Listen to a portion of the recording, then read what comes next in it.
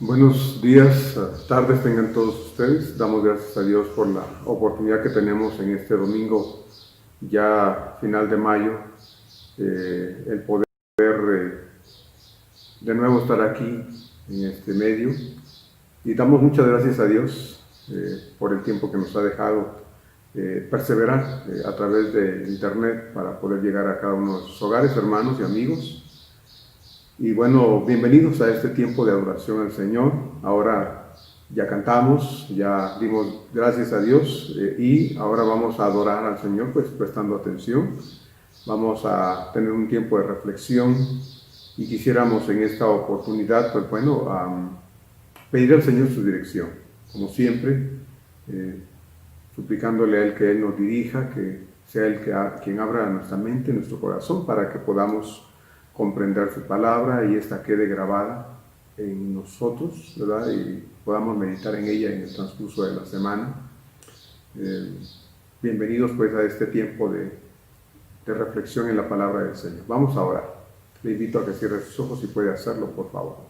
Amado Señor, damos gracias en esta preciosa hora, hoy domingo, Señor, 31 de mayo del año 2020, por dejarnos tener, Señor, este tiempo de adoración, ofreciéndote, Padre, pues nuestra reverencia, nuestro corazón, ofreciéndote, Señor, nuestra disposición también para escuchar tu palabra, Señor, y que ésta pueda llegar a nuestro corazón de manera clara, pueda quebrantarnos, Señor, pueda penetrar como espada de dos filos, Señor, hasta partir nuestros tuétanos y discernir nuestros pensamientos y nuestras intenciones en el corazón. Amado Dios, gracias por la disposición de todas las personas que hoy están sintonizándonos, que hoy están atentos a través del internet para poder tener este tiempo de reflexión en tu palabra. Te rogamos, Señor, perdona todo pecado, quita todo aquello que quiere estorbar, aleja, Señor, toda distracción, te lo pedimos. Y bendice tu palabra en cada corazón, Señor, que ésta pueda llegar y pueda hacer lo que deba y para lo que tú la envíes en este momento. Gracias, Señor. En el nombre de Cristo Jesús suplicamos la dirección del Espíritu Santo y que sea, como siempre, nuestro Maestro en esta oportunidad otra vez. En el nombre de Cristo Jesús. Amén. Bien, hermanos y amigos, vamos a tener la lectura de la palabra del Señor. En esta ocasión estamos en 2 de Timoteo capítulo 4, 2 de Timoteo capítulo 4, versos 1 al 8. Búsquelo por favor, está también en el Nuevo Testamento, ya casi al final de las Escrituras. Segunda carta del apóstol Pablo a Timoteo capítulo 4, versos 1 al 8. Le voy a pedir que me acompañe. Como siempre, vamos a leer la palabra del Señor en voz alta. Vamos a hacerlo con calma, considerando los signos de puntuación para que podamos darle sentido a la palabra del Señor. Si ya tiene el pasaje listo, le invito a que me acompañe. 2 de Timoteo 4, 1 al 8. ¿Estamos listos? Espero que sí. Vamos a leer la palabra del Señor. Dice así entonces la palabra de Dios.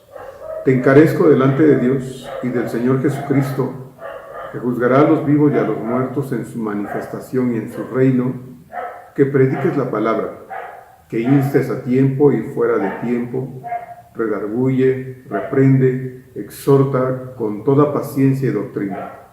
Porque vendrá tiempo cuando no sufrirán la sana doctrina, sino que teniendo comezón de oír, se amontonarán maestros conforme a sus propias concupiscencias, y apartarán de la verdad el oído y se volverán a las fábulas. Pero tú, sé sobrio en todo, soporta las aflicciones, haz obra de evangelista, cumple tu ministerio. Porque yo ya estoy para ser sacrificado y el tiempo de mi partida está cercano. He peleado la buena batalla, he acabado la carrera, he guardado la fe. Por lo demás, me está guardada la corona de justicia, la cual me dará el Señor, pues justo en aquel día, y no solo a mí, sino también a todos los que aman su venida. Amén. Bueno, hemos leído ya el párrafo donde vamos a estar reflexionando, especialmente los versos 7 y 8, que es donde me voy a centrar en la reflexión de este día, y quisiera, que ahora, dispusiéramos a escuchar el consejo de Dios para nosotros. El título de este sermón es La urgente necesidad de ser leales a Cristo. La urgente necesidad de ser leales a Cristo. Cada uno de nosotros que hemos nacido de nuevo, necesitamos comprender muy bien que haber creído en Cristo sinceramente fue la decisión más importante que pudimos tomar en el pasado, el tiempo que haya sido el que, ha transcurrido desde el día en que le abrimos nuestro corazón al Señor. Pero de ese día para acá necesitamos crecer espiritualmente, servir, dar un buen testimonio de nuestra fe. Hermanos, cada uno de nosotros debemos querer llegar bien a la meta final, porque un buen comienzo fue importante, fue necesario, ¿verdad?, iniciar en el camino de la fe, habiendo creído en Cristo. Pero de ese día para acá, se ha requerido de nosotros cada día una correcta disposición para caminar con nuestro Señor. De ahí, hermanos, el tema de esta oportunidad, la urgente necesidad de ser leales a Cristo.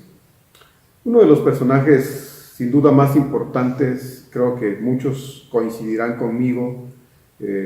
Hay muchos personajes en la Escritura, como lo hemos estado viendo. Usted que lee la Biblia sabe que hay personajes muy importantes. Usted tendrá algunos modelos, ¿verdad?, de fe que ha de admirar en ese sentido, ¿verdad?, porque están en la Biblia, como ya lo vimos en Hebreos 12, como esa nube de testigos que nos han dejado un buen testimonio de su vida en el caminar de su fe, y que ahora su testimonio está para alentarnos a nosotros. Usted debe tener quizá sus personajes o su personaje especial, ejemplar. Para mí uno de los personajes más importantes en la Biblia, sin duda alguna, es el apóstol Pablo. Esa es mi opinión personal, ¿verdad? Le digo, es para mí un gran ejemplo de fe.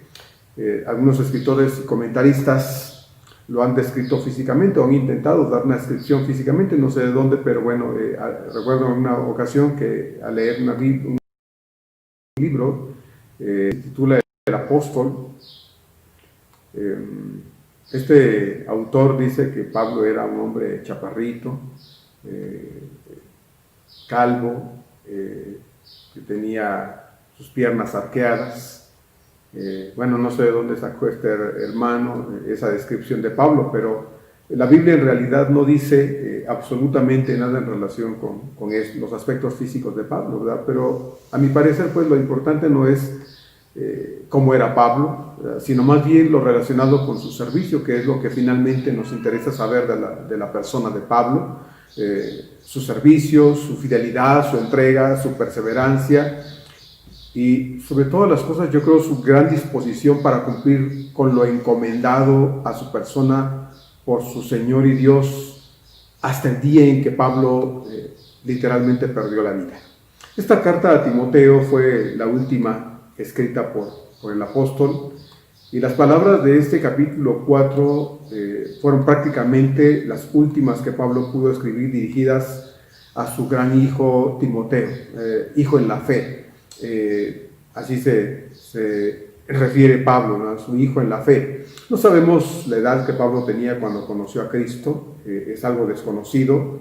Ni siquiera también sabemos qué edad tenía cuando murió. Solo dice que Pablo era ya un hombre viejo, ¿verdad?, un hombre de edad avanzada,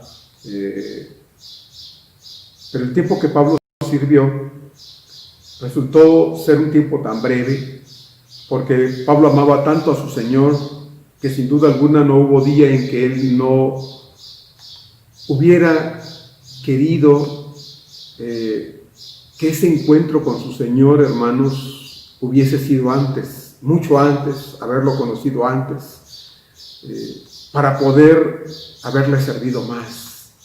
No digo mejor, porque el tiempo que Pablo sirvió fue un servidor, un siervo, un esclavo de Cristo, como él se dice en general al principio cuando se presenta a los hermanos en sus cartas, ¿verdad? Pablo, esclavo de Jesucristo. Él fue un gran esclavo, un gran servidor del Señor, y pienso que fue un hombre que sirvió con una excelencia en la calidad que le ofreció a Cristo. Así de que yo lo que digo es que probablemente lamentaba constantemente no haber encontrado a Cristo antes, cosa que nos pasa a todos, ¿verdad? Tal vez a la mayoría de nosotros nos sucede que cuando venimos al conocimiento de Dios, lamentamos y decimos, ¿cómo no lo hice antes? ¿Cómo no lo conocí antes? Porque entendemos que el momento en que Cristo llega a nuestra vida, hasta ahora que estamos en estas cosas de Dios, es un tiempo tan especial que, por supuesto, lamentamos no haberlo hecho antes. Pero bueno, el tiempo siempre es el mejor, ¿verdad? Y aunque tal vez lo hayamos conocido apenas, en el caso de muchos de ustedes, el tiempo que ustedes tengan, hermanos, para caminar con el Señor será una valiosa e importante oportunidad en el espacio que en el tiempo Dios nos dé de vida, le dé a usted de vida, para poder hacer cosas excelentes para el Señor. Pero eso es una decisión de cada uno, como lo vamos a ver ahorita en un instante más. Pablo tuvo su oportunidad y lo aprovechó al máximo, tanto como pudo. Si supiera usted, hermano, que hoy moriría, es nada más es una pregunta que viene a modo aquí, porque surge a raíz de esto que estamos hablando. Si usted supiera que hoy moriría, ¿cuáles serían sus últimas palabras? ¿Qué consejos daría a usted y a quién? ¿Cuáles serían sus últimos encargos? ¿Cómo se despediría usted de los suyos y de las personas que usted quisiera despedirse? Bueno, Timoteo fue para Pablo un verdadero hijo en la fe, como dije hace un instante, y sin duda alguna llegó a ser el discípulo más apreciado de Pablo. Tuvo Pablo siempre una cantidad de personas rodeándolo, ¿verdad? Podemos citar personas, pero de todas esas personas que rodearon regularmente al apóstol Pablo, Timoteo llegó a ser el discípulo más apreciado por todo el apoyo, el servicio y la disposición que siempre mostró Timoteo para ayudarlo, apoyarlo, porque estuvo dispuesto a estar allí con Pablo en el desarrollo de su ministerio. Y Pablo se apoyó mucho en este joven pastor, por lo cual llegó a ser una persona, si no imprescindible, muy importante y valiosa en el ministerio que Pablo desarrolló, siendo pues que Pablo sabe que su final está cercano, dirige esta carta a este pastor joven para animarlo, porque según algunos teólogos, y estoy de acuerdo con ellos, ¿verdad? Bueno, Timoteo estaba pasando por una etapa de decaimiento espiritual. No digo que estaba mal, sino como nos pasa muchas veces a todos, ¿verdad? A usted, a mí, que de pronto alguna situación nos da un bajón en lo espiritual. No es que estamos ya abandonando las cosas de Dios o estamos pretendiendo desertar, no estamos pensando en ello, sino más bien que como que de pronto el ánimo se disminuye, las ganas de hacer las cosas se disminuyen. Pues algunos piensan que Timoteo estaba en esa etapa por diversas razones, que el ministerio que desempeñaba en particular en la iglesia de los Efesios, que era donde había quedado como pastor, era una iglesia muy complicada, una iglesia donde también habían conflictos que estaban amenazando a la iglesia, y estas cosas surgieron en la vida de Timoteo y lo presionaron tanto que bueno, Pablo tuvo que usarle un poco de fuerza y dureza para sacudir a Timoteo, motivarlo, para salir de ese atoradero y retomar con ánimo, con brillo, el trabajo que debía estar haciendo, como lo había hecho anteriormente, y que había decaído en su calidad, en diversas cosas. Pues Pablo lo tiene que sacudir y decirle con amor, Timoteo, reacciona, no te puedes quedar ahí. No puedes dejarlo para después, Pablo, porque ya no habrá tiempo para eso. Y es ahora que debe animar, exhortar a su hijo en la fe. Pues en algún sentido lo que Pablo está haciendo es dejar a alguien que va a continuar con el trabajo que él ya no va a poder hacer, porque ya no va a tener tiempo para ello, y es necesario que quien continúe la labor, es necesario que quien siga el trabajo esté consciente de la preponderancia que representa el servicio a Cristo, con todas las complicaciones, con todas las prerrogativas y las dificultades que un servicio bien hecho al Señor conlleva. Y Timoteo es en el plan de Dios, sin duda alguna, fue en el plan de Dios en su momento ese hombre tal como lo fue en su momento, por ejemplo, Josué, que quedó como sucesor de Moisés, o Eliseo, que quedó como sucesor de Elías, ¿verdad? Así lo fue Timoteo, Tito y otros grandes pastores de su tiempo, en este caso Timoteo, ¿verdad? Continuar la labor que Pablo ya no podría hacer. Pablo le dice a Timoteo, ¿verdad? Y tomando en consideración el hecho de que lo que Pablo está tratando de hacer es animar a Timoteo, empujarlo para que Timoteo retome con más ánimo las cosas del ministerio. Pablo le dice, por ejemplo, ahí en esta segunda carta a Timoteo, solo quiero leerle algunos versículos que hace referencia al hecho de que probablemente pues Pablo tiene que sacudir a Timoteo para que Timoteo reaccione y vuelva con brillos a retomar las cosas del ministerio. Pablo le dice aquí en el capítulo 1 de 2 Timoteo 6, le dice: por lo cual te aconsejo que avives el fuego del don que está en ti. En el capítulo 1, verso 8 le dice también: por tanto, no te avergüences de dar testimonio de nuestro Señor, ni de mí, preso suyo, sino participa de las aflicciones por el Evangelio según el poder de Dios. En el capítulo 2, verso 1 le dice: tú pues, hijo mío, esfuérzate en la gracia que es en Cristo Jesús. En el capítulo 2 también, verso 3, le dice: tú pues, sufre penalidades como buen soldado de Jesucristo. Y en el verso 15 le dice del capítulo 2 también: procura con diligencia presentarte a Dios aprobado, como obrero que no tiene de qué avergonzarse, que usa bien la palabra de verdad. En el capítulo 3, verso 14 le dice también: pero persiste tú en lo que has aprendido y te persuadiste sabiendo de quién has aprendido. Y en el capítulo 4 le dice en los versos 1 y 2: te encarezco delante de Dios y del Señor Jesucristo, que juzgará a los vivos y a los muertos en su manifestación y en su reino, que prediques la palabra, que instes a tiempo y fuera de tiempo, redarguye, reprende, exhorta con toda paciencia y doctrina. De todas las personas que siempre acompañaron a Pablo, sin duda Timoteo fue con quien Pablo más se identificó y quien más lo ayudó en todos esos años de trabajo arduo, por lo cual puede entenderse que las últimas palabras que Pablo escribiera fueran precisamente para este joven pastor, que como todo ser humano necesitaba en esos momentos de palabras fuertes, ¿verdad? De ánimo, de aliento, de motivación, claro, no carentes de amor, de un padre que puede sentir estas cosas por un hijo en la fe a quien estima tanto. No está de más decir algo respecto a Timoteo, ¿verdad? Brevemente, Timoteo era nativo de Listra, se convirtió al cristianismo durante la primera visita que Pablo hizo allá por el año 48 aproximadamente después de Jesucristo. Su padre era, de acuerdo a las escrituras, un hombre que no era judío, pero la mamá de Timoteo era una mujer piadosa, una mujer judía muy piadosa que amaba y temía tanto a Dios.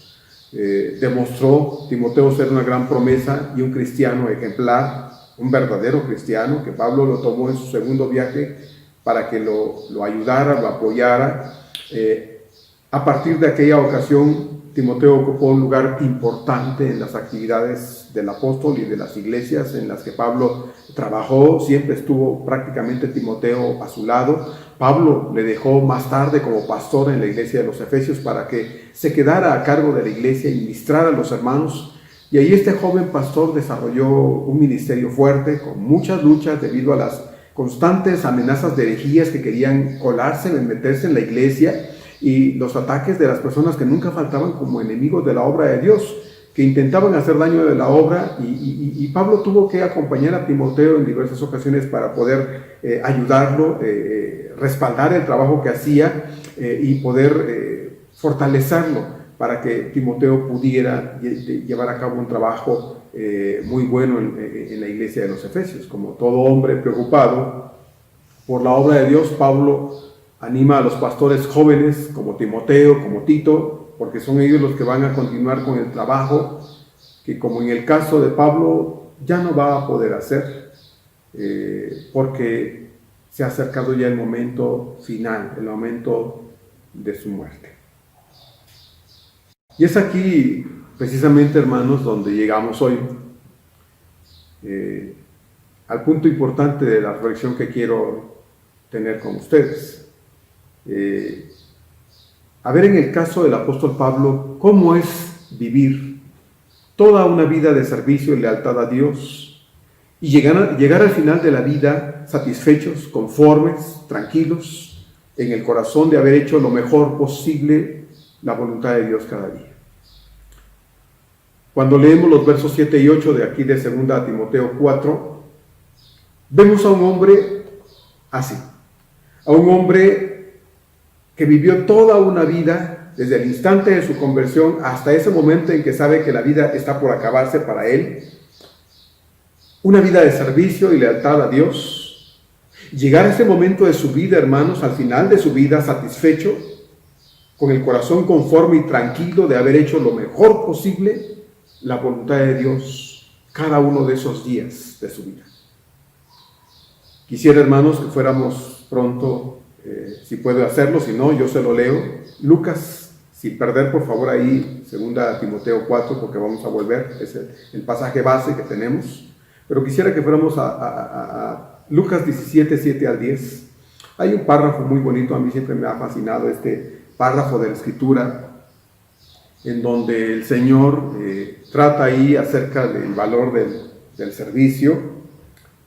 Lucas capítulo 17, 7 al 10, si ya lo encontró, lo vamos a leer juntos. Si puede hacerlo conmigo, hágalo, si no yo lo leo. Dice así ahí el pasaje de Lucas 17, 7 al 10. ¿Quién de vosotros, teniendo un siervo que ara o apacienta ganado, al volver del campo luego le dice, pasa, siéntate a la mesa? ¿No le dice más bien, prepárame la cena, cíñete y sírveme hasta que haya comido y bebido, y después de esto come y bebe tú? Pregunta el Señor en el verso 9, ¿acaso da gracias al siervo porque hizo lo que se le había mandado? Pienso que no. Así también vosotros, dice el Señor en el verso 10, cuando hayáis hecho todo lo que os ha sido ordenado, decid, siervos inútiles somos, pues lo que debíamos hacer, hicimos. A mí siempre me ha fascinado este párrafo de la Escritura, precisamente por la manera en que el Señor concluye esta enseñanza aquí acerca del servicio, cuando dice, cuando hayáis hecho lo que se os ordenó, decid, siervos inútiles somos, pues lo que debíamos hacer, hicimos. Quizá usted recuerde también la parábola de los talentos ahí en Mateo 25, es un párrafo muy conocido para muchos, Mateo capítulo 25, no lo vamos a leer.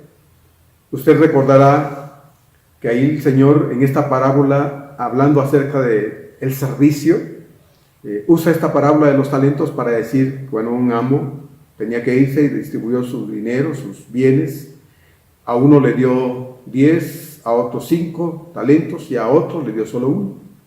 Al cabo del tiempo regresó y pidió cuentas a sus siervos, ¿verdad? El que le dio 10 le devolvió el doble, le regresó 20.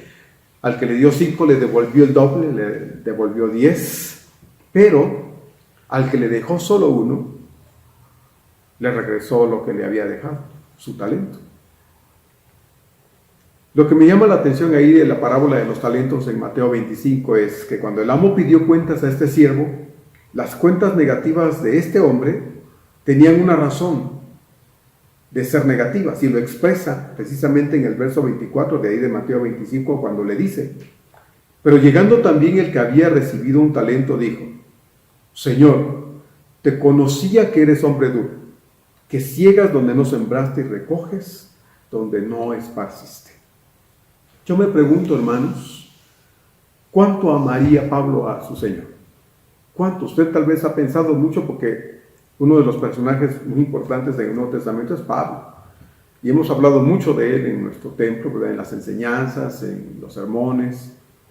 Muchos de los pasajes de los grandes textos de la Escritura en el Nuevo Testamento son palabras inspiradas por el Espíritu Santo por la persona de Pablo. Yo me pregunto cuánto amaría Pablo al Señor. Si tuviéramos que dar una calificación del 1 al 10, ¿cuánto le daría a usted de calificación al amor de Pablo por su Señor? Tal vez estamos pensando en la máxima calificación. Las palabras más significativas de Pablo que más pudieran revelarnos cuánto amaba al Señor son, en mi opinión, ¿verdad? Esta es mi opinión personal, las palabras que para mí son las más significativas y que pudieran revelarnos cuánto amaba Pablo al Señor son las que él escribe en su carta a los Filipenses en el capítulo 3, versos 7, 8, 13 y 14. Quiero leérselas, no lo busque si no puede hacerlo, pero quiero leerle lo que dice el Señor. Si puede, ya lo encontró, vamos a leerlo. Filipenses 3, versos 7, 8, 13 y 14. Así dice el apóstol Pablo. En el verso 7 dice: pero cuantas cosas eran para mí ganancia, las he estimado como pérdida por amor de Cristo. Verso 8: y ciertamente aún estimo todas las cosas como pérdida por la excelencia del conocimiento de Cristo Jesús mi Señor, por amor del cual lo he perdido todo y lo tengo por basura para ganar a Cristo. Verso 13: hermanos, yo mismo no pretendo haberlo alcanzado, pero una cosa hago, olvidando ciertamente lo que queda atrás y extendiéndome a lo que está delante, dice en el verso 14, prosigo a la meta, al premio del supremo llamamiento de Dios en Cristo Jesús. Esas son para mí las palabras más significativas de Pablo y lo que para mí, hermano, revela lo que para Pablo era Cristo, lo que representaba a Cristo, todo el amor que Pablo le tenía, la pasión que sentía por su Señor, están reveladas en estos versos que le acabo de compartir. Esa es mi opinión personal. Usted podría decir, bueno, no para mí. Bueno, cada quien puede tener su opinión, pero la pregunta era, para usted, realmente, ¿cuánto amaba Pablo a Cristo? Yo creo que la respuesta es común, la misma, ¿verdad? Tanto amaba Pablo a Cristo que estuvo dispuesto a todo por ese amor a su Señor. Y esos versos de Filipenses 3 que yo le leí, 7, 8, 13 y 14, yo pienso de manera muy sincera que es lo que revela lo que Pablo sentía por su Señor. Toda una vida de servicio, toda una vida de sacrificios, entrega, una vida de servicio absoluto, ¿verdad? No se dejó nada, no se guardó nada. Pablo, al final de su vida, puede volver a la vista todos esos años de servicio que él había dedicado al Señor, puede él voltear a ver, ¿verdad? Y decir, bueno, eso que se quedó atrás, la experiencia de él, su pasado, todo lo que él había vivido, experimentado en su dedicación total a su Señor, puede decir ahora con plena certeza y toda la satisfacción de un corazón que al voltearse a ver él mismo para adentro en su corazón, él puede decir como dice en el verso 7, he peleado la buena batalla, he acabado la carrera, he guardado la fe.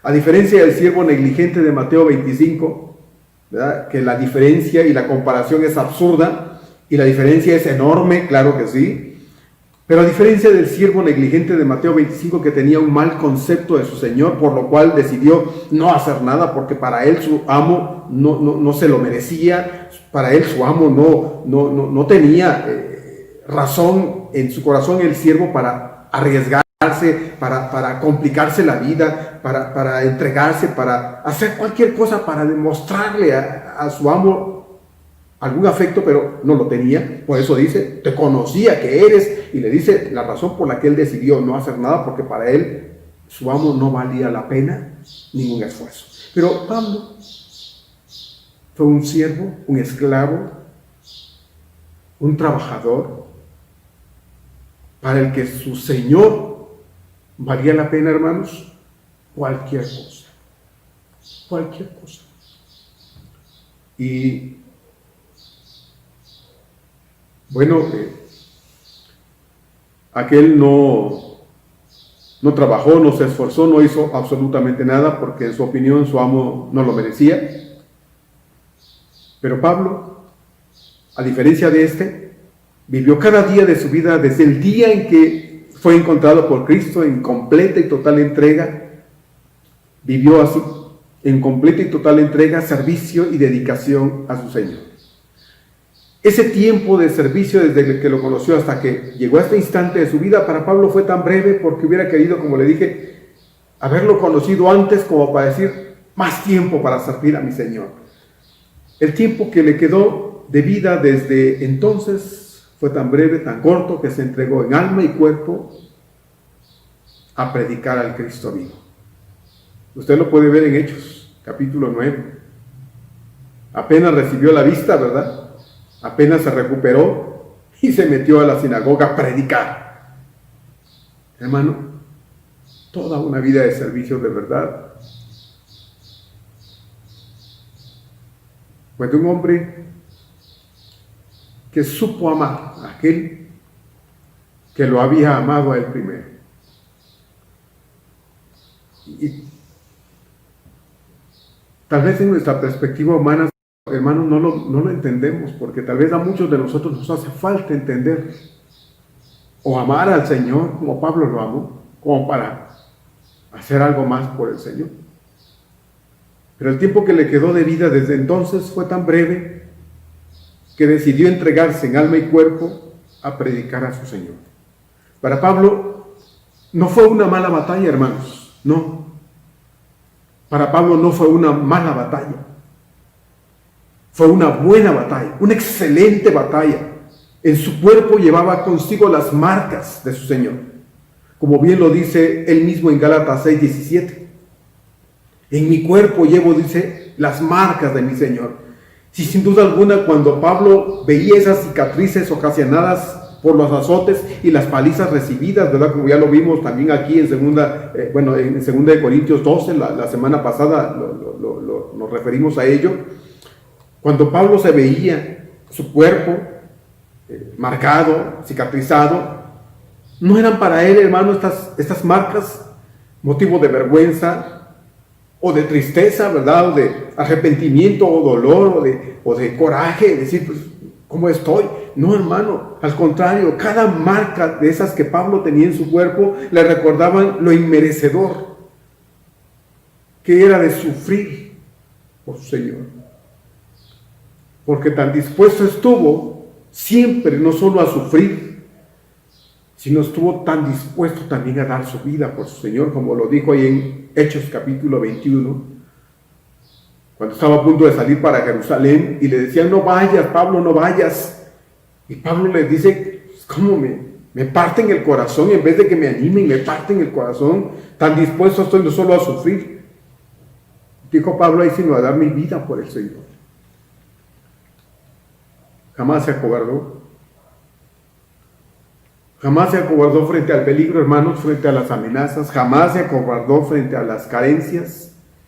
Jamás se acobardó frente al rechazo. Jamás se acobardó frente a la soledad y al abandono de todos. Usted puede leer una y otra vez estas palabras de Pablo aquí en este verso 7 de 2 Timoteo 4. Y usted no va a ver en ellas, hermanos, ningún tono ni sentido, ningún dejo de decepción, de tristeza. No va a encontrar derrota en las palabras de Pablo, no va a encontrar frustración, enojo, no. Son las palabras de un hombre, de un ser humano, de uno que fue alcanzado por la bendita gracia de Jesús, de un abortivo, como él bien dice de sí mismo en 1 Corintios 15:8. ¿Se acuerda? Al último de todos, como un abortivo, refiriéndose a él, sí. Son las palabras de un abortivo, como él se dice a sí mismo, de uno que quiso cada día, hermanos, dar su vida, caminar con su Señor, como lo hizo, recuerda, Enoc, como lo hizo Elías, como lo hizo Noé.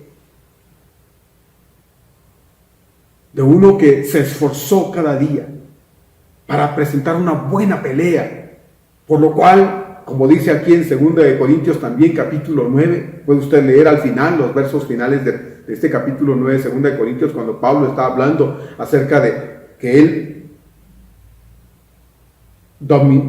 sujetó su cuerpo, y aún lo, dice él, golpeo mi cuerpo y lo pongo al servicio de Dios, porque era un ser humano. Era un ser humano y como cualquier otro ser humano, hermanos, también tenía sus luchas personales. Pero Pablo dice, he peleado una buena batalla. Y en esa batalla que Pablo peleó todos los días, hermanos, lo hizo de manera entregada, absoluta y total, sin reservarse nada, hermanos, y se dio absolutamente todo al Señor. Pero no solo peleó una buena batalla, él dice acá, en el verso 7, también he acabado, dice, la carrera. No se quedó a la mitad, no se quedó a 3/4 de... No. Él llegó al final de la carrera. Le costó, hubo dificultades, hubo luchas, hubo sufrimientos, hubo lágrimas, hubo tiempos de coraje, tiempos de tal vez de decepción. Todo eso lo sintió Pablo. Pero ¿sabe qué? Dice Pablo, acabé la carrera. Sí, yo he oído en este país, hay gente que dice, y fue alguna de las cosas que yo, llegando a este país, oí de compañeros que decían, yo no estoy aquí para ver si puedo, yo estoy aquí porque puedo. Y bueno, ya al rato estaba, ya no estaba. Hermano, uno puede llenarse la boca diciendo, yo. Pablo no dijo, yo estoy aquí porque puedo, no. Pablo inició una carrera, hermanos, y la completó. En dependencia de Dios, claro. He visto tantos aparentes hermanos iniciar el caminar de la fe en Cristo y de pronto por cosas absurdas, por cualquier pretexto absurdo, dejar de perseverar en el camino de la fe. Yo no sé si algunos de los que ahorita están viendo este sermón, están escuchando este sermón, tal vez, ¿verdad?, están en esa misma situación. Algo los sacó del camino, algo los hizo decir, no, ya no.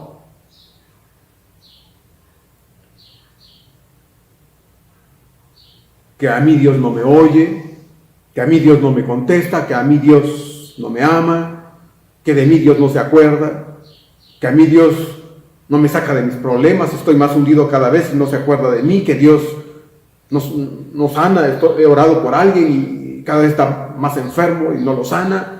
Que Dios se llevó a alguien, oré para que no se muriera y se murió, que a mí Dios no me da un mejor trabajo miserable que tengo y Dios estoy rogándole y no me cambia de trabajo, no me da otro mejor, que a mí Dios no me da un esposo, una esposa, estoy sola y no me contesta, a mí Dios no me bendice, de mí Dios no se acuerda. Tantas excusas que hay, hermanos, para dejar al Señor. Tantas excusas hay para decepcionarnos de Dios. Y mucha gente, desgraciadamente, vive decepcionada de Dios. Son las decisiones que tomamos. ¿Sabe qué, hermano? Afortunadamente ninguno sigue a Cristo a fuerzas. Bendito sea Dios, que el Señor no tiene que llevarnos de las orejas y decir, vente para acá. Y nosotros forzándonos en contra de su voluntad. No, Dios no hace eso. Dios no tiene que obligarnos a caminar con Él porque Dios no arrastra a nadie tras Él. Ahí en Lucas 9:23, me gusta mucho ese pasaje, es uno de los párrafos también preferidos míos. Dice el Señor en Lucas 9:23, y decía a todos, si alguno quiere venir en pos de mí, niéguese a sí mismo, tome su cruz cada día y sígame. ¿Sí? Si alguno quiere. No es a fuerza, hermano. Usted podrá estar en contra de Dios, en contra de la voluntad de Dios. Usted podrá enojarse con Dios por 1000 pretextos más de los que ahorita acabo de mencionar. Por absurdo que sea, usted podrá enojarse con Dios y decir, pues yo ya no le sigo. Pues no le siga. No le siga. Usted es libre de caminar con el Señor si quiere. Juan 6. El Señor les dijo a sus discípulos después de que la gente lo abandonó. El Señor les dijo, ¿y ustedes también se quieren ir? ¿Ustedes también se quieren ir?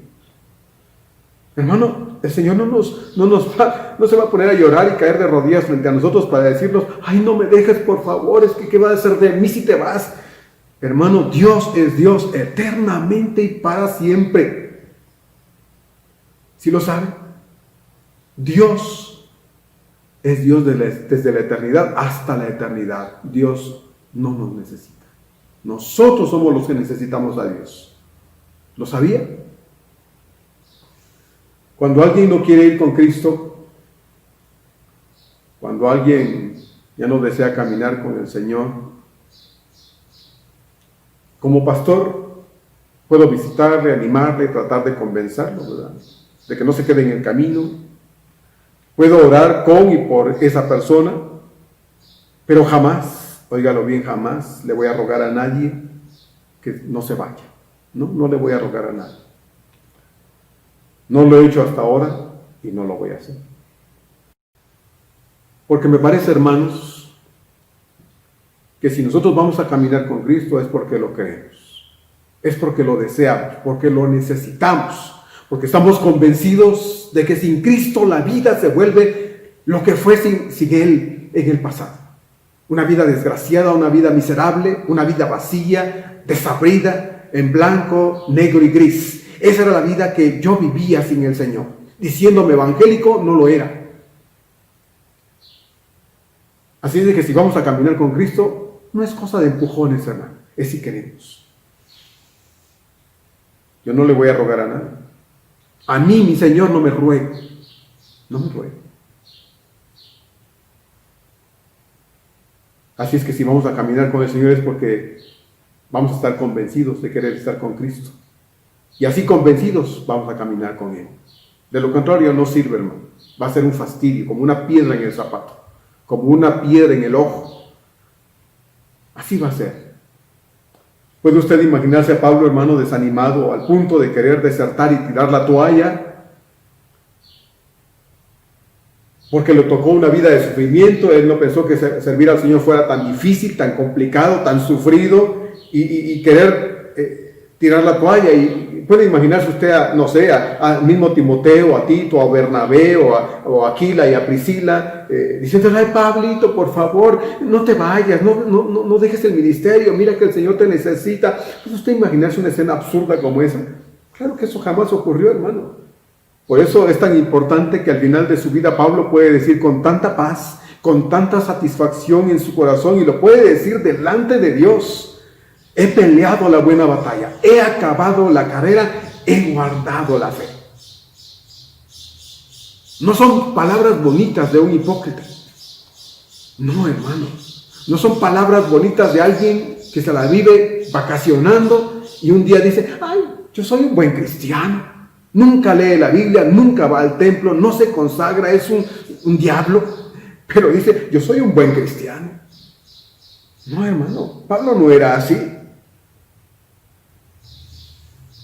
De acuerdo a Lucas 17, en la historia que vimos del siervo, podría decirse que el título de siervo inútil es mi opinión, ¿verdad? Y usted puede diferir de mí o puede pensar distinto, claro. Pero en mi opinión, me parece que el título de siervo inútil no se aplica a Pablo. Porque de acuerdo al Señor allí, el siervo inútil es el que hace lo que se le mandó.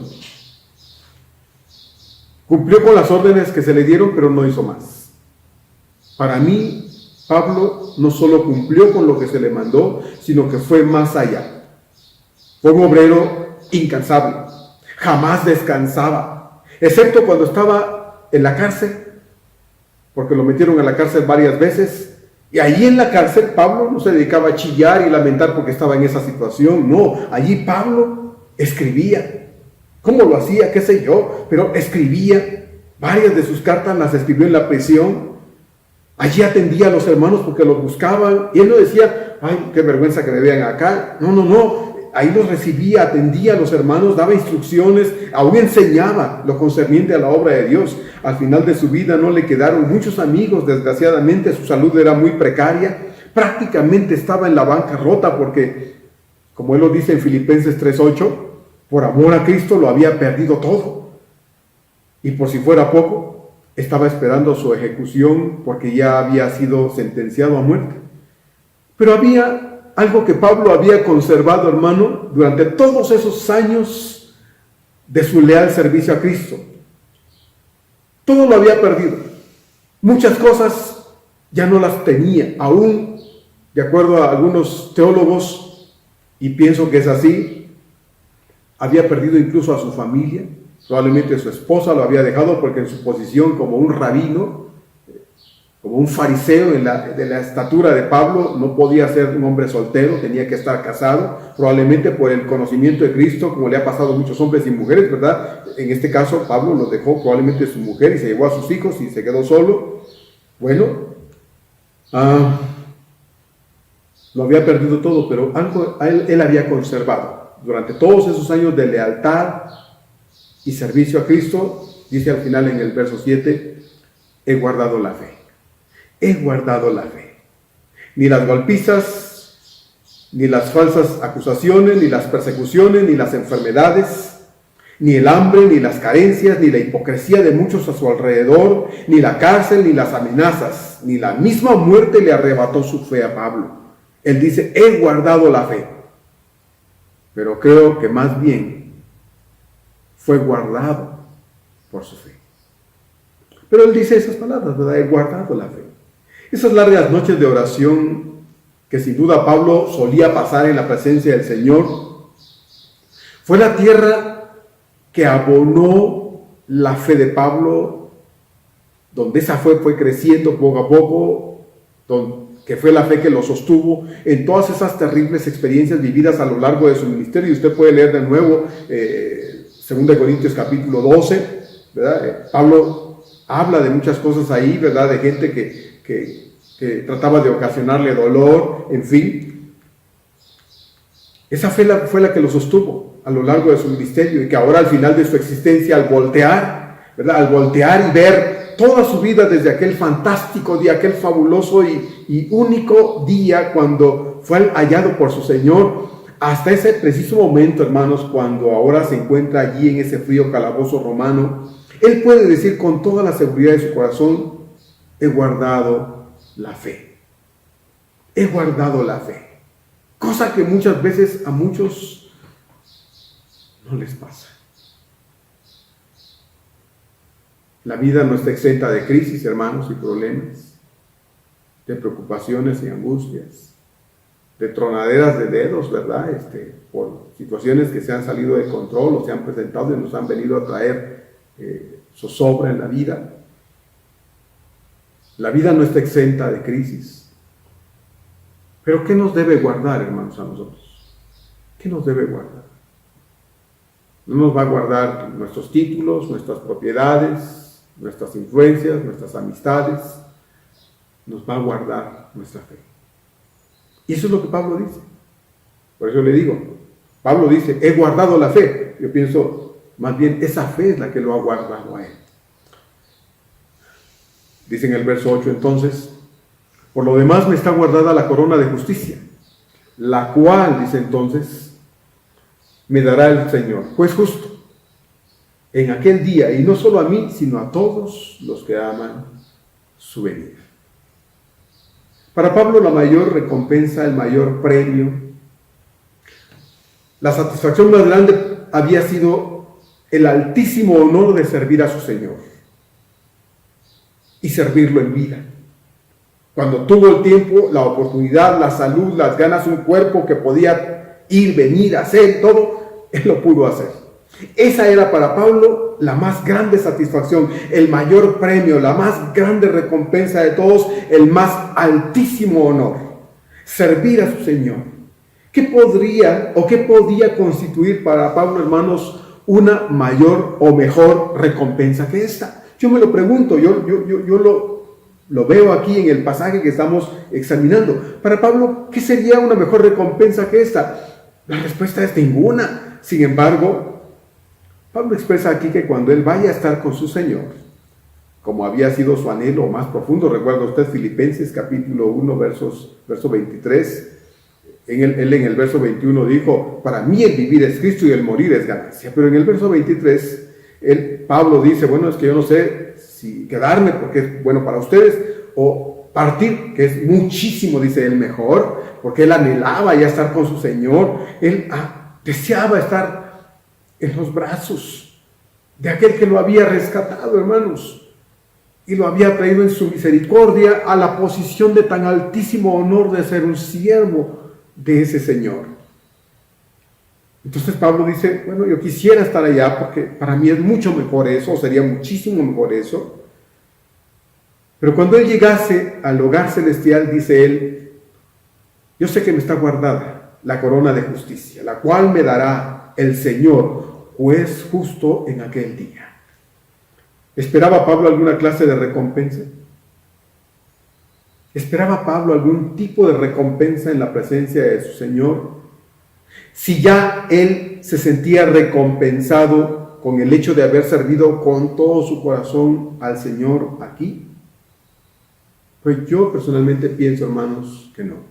A la luz de las Escrituras y de lo que la Biblia habla acerca de lo que nosotros, hermanos, merecemos o no, de lo que en la Biblia nosotros encontramos acerca de lo que será las recompensas, los reconocimientos, premios o como usted quiera decirle, a la luz de lo que nosotros hicimos para el Señor, de cómo vivimos para el Señor, yo pienso, hermano, que en el corazón de Pablo, él no esperaba ninguna recompensa adicional, ¿no? Respetuosamente, oigo a hermanos, y los oigo y digo, bueno, esa es su forma de pensar, ¿verdad? A muchos predicadores enfatizar que hay diversos tipos de coronas. Tal vez usted ha oído eso. Hay 7 tipos de corona, que no sé cuántas coronas, algunas de las cuales dicen nos serán otorgadas, dicen ellos, como un reconocimiento de lo que Dios determinará que cada uno merezca ese gran día allí en su presencia. Personalmente creo que cuando Pablo aquí, en este párrafo, habla de corona,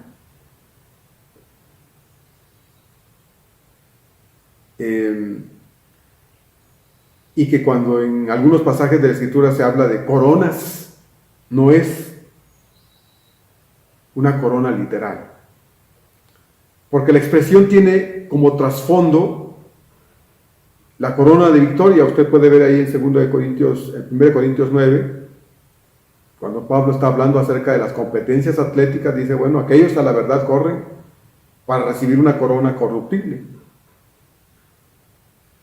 Esta expresión corona tiene como trasfondo precisamente la corona de victoria que un triunfador obtenía, se ganaba en las competencias atléticas y que era generalmente una especie de tejido de ramitas de laurel que se ponían en la cabeza del vencedor. Pablo dice, bueno, si es una corona corruptible, porque eso implicaba que había vencido a sus oponentes, ¿verdad? A sus adversarios, los había derrotado y era el campeón, era el vencedor, pero esa corona de laurel que se ponía en la cabeza del triunfador se iba a marchitar, se iba a echar a perder.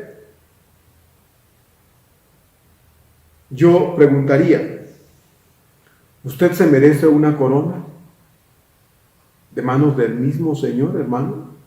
¿Usted se merece esa corona? ¿O una de tantas coronas? ¿O algunas de esas coronas? Sí, porque puede ser que alguno diga, yo sí, pastor, yo sí me la merezco.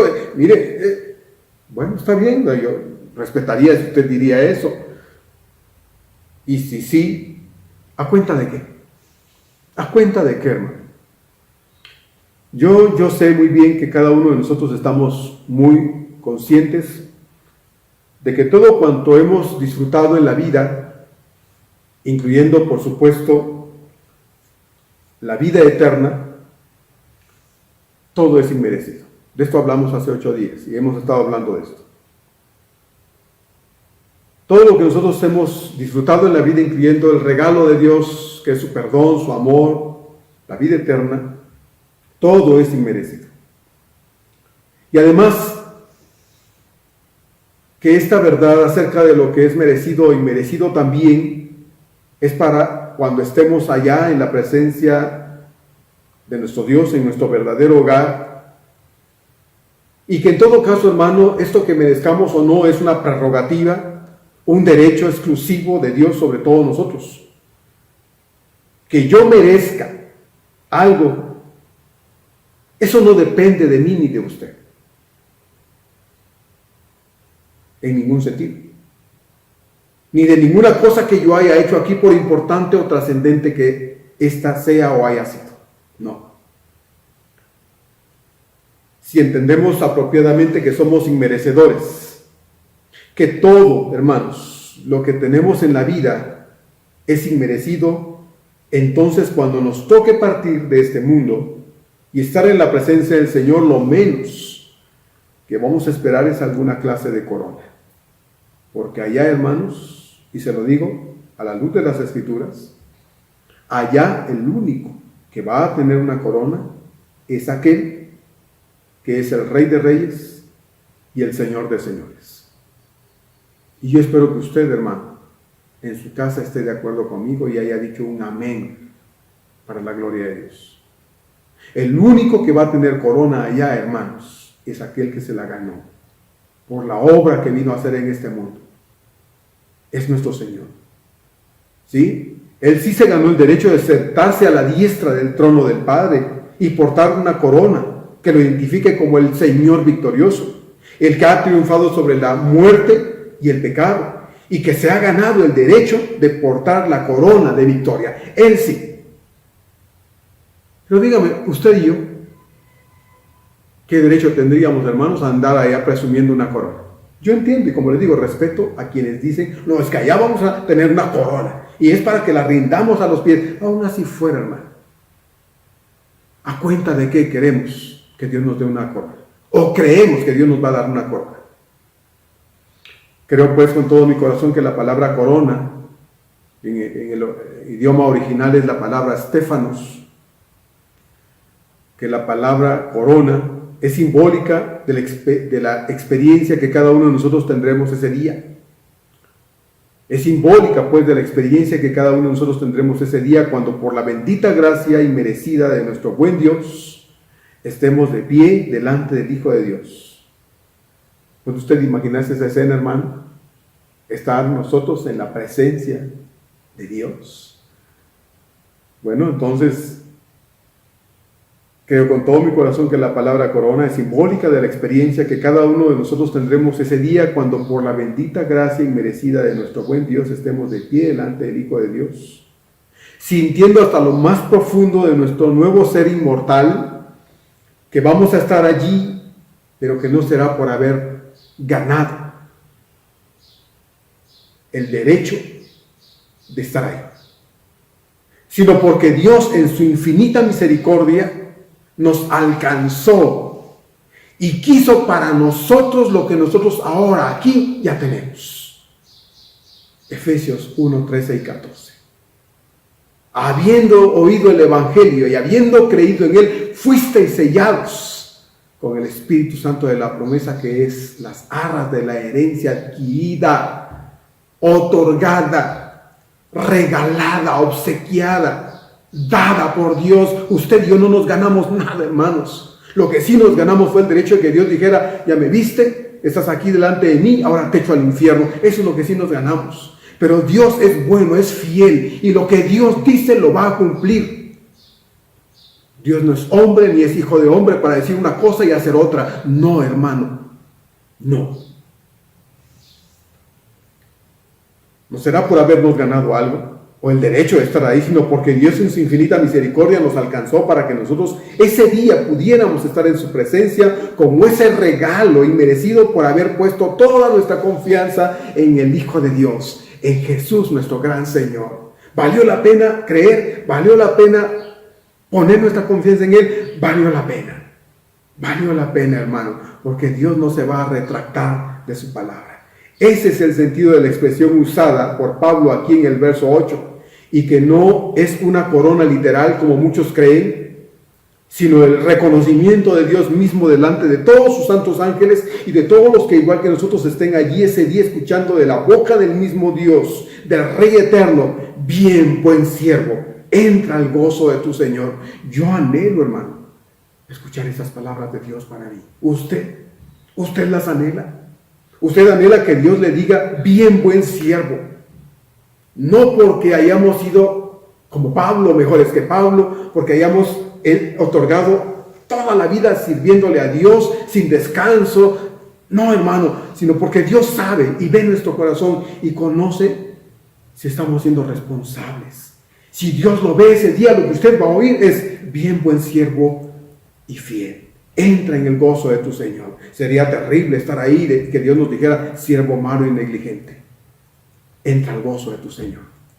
¿No le parece, hermano? Porque Dios no se va a retractar de su palabra. Yo pregunto, finalmente, hermanos, ¿qué más recompensa queremos que estar ahí? ¿Qué más recompensa queremos que estar ahí? Por eso Pablo dice que el Señor es juez justo. ¿Sí? El Señor es juez justo, porque pudiendo condenarnos a todos sin excepción, nos ha dado en respuesta a nuestra fe en Él la corona, la recompensa más grande de todas, que es la vida eterna. que esa corona no es algo exclusivo de Él, sino dice además, y de todos, dice en el verso 8, de los que aman, de todos los que amamos su venida. ¿No? El apóstol Juan cierra su libro de Apocalipsis en el capítulo 22, verso 20, diciendo, sí, amén, ven Señor Jesús. Es eso la forma en que Juan el apóstol cierra el libro de Apocalipsis. Amén, sí, ven Señor Jesús. ¿Recuerda usted que su Señor volverá pronto, verdad, hermano? Y yo le pregunto, ¿estamos viviendo, por lo tanto, nuestra vida cristiana, la vida cristiana, la suya y la mía, responsablemente? Podríamos decir nosotros, igual que Pablo, he peleado la buena batalla, he acabado la carrera, he guardado la fe. Podemos decirlo, hermanos, a estas alturas de nuestra vida, no porque estemos agonizando, ¿no? Gracias a Dios no es el caso de muchos de nosotros, ¿verdad? A menos que tengamos una enfermedad ya terminal, sepamos que nos vamos a morir, pero yo espero que no. Pero podríamos decir, como Pablo, he peleado la buena batalla, he acabado la carrera, he guardado la fe a estas alturas de nuestra vida, hermanos.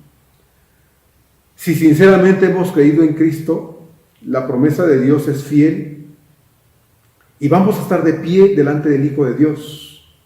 La pregunta que cabe aquí es, ¿cómo nos vamos a sentir cada uno de nosotros allí ese día ante la mirada escrutadora de ese Señor que no ve lo de afuera, sino ve el corazón?